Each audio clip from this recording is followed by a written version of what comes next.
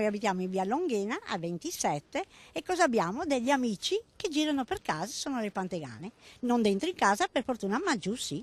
Quando giù significa lungo le scale e peggio nel pianerottolo di ingresso dello stabile di casa, Marghera, quartiere Cita, grattacieli delle case popolari di proprietà del comune che qui si chiamano torri. I problemi riguardano la cosiddetta torre D3, dove le 250 famiglie dei 96 alloggi popolari, di cui 10 sfitti, vivono sotto il perenne assedio di pantegane e topi in un clima di autentico terrore. All'entrata sì, e sono anche parecchie che si vedono. Cioè voi la sera o durante il giorno tornate a casa e vi vedete le pantegane? Sì, ma tanto non si spostano, stanno là, non è che prendono paura se vede qualcuno, Residenti che denunciano come i loro problemi siano stati inascoltati e rigettati giovedì scorso 18 luglio da tutti i tecnici di Cafarsetti alla presenza dello stesso vice sindaco nel corso delle audizioni di ben 6 commissioni consiliari riunitisi nel pomeriggio nel municipio di Via Palazza Mestre.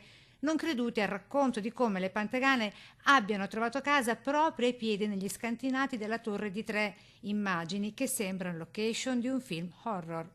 E questa è la situazione nei magazzini nel sottoscala. Noi non possiamo andare oltre perché l'acqua è alta oltre 10 centimetri, ma e non si sa da dove arrivi perché a detta dei residenti qui l'acqua sale, cresce e diminuisce non soltanto in occasione delle piogge ma anche quando c'è il sole. Possiamo vedere come l'acqua sia arrivata a raggiungere oltre il mezzo metro di altezza, lo vediamo perché il muro è segnato ripetutamente proprio dall'altezza della stessa acqua.